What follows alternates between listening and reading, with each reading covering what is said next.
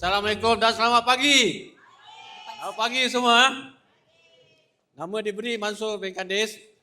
So terlebih dahulu saya nak mengucapkan terima kasih kepada mentor-mentor hebat saya lah, iaitu Director Hanidin, Diamond Zayazri, Crown Anhamam, Tusta Crown Firzu, Crown Sipovic, Mael Kodi, Tristra Crown Arisa Syahrul dan Crown Atashidah.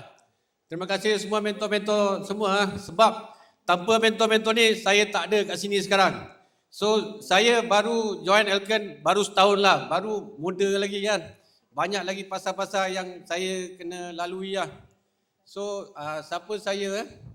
Maknanya sebelum ni saya seorang yang saraf tersepit lah selama 30 tahun. Saya mengalami saraf tersepit.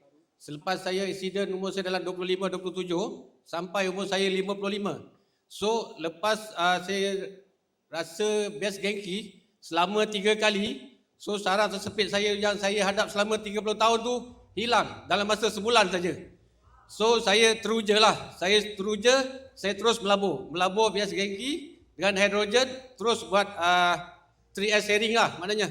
Saya terus sharing sampai sekarang lah. So saya punya kata-kata motivasi anda. Kata-kata motivasi lah. So bagi saya umur tu sebagai number lah. Yang penting kita terus buat servis lah. Sampaikan kepada orang, jumpa orang yang masalah, kita terus buat servis. Okey, sekian, terima kasih. Assalamualaikum.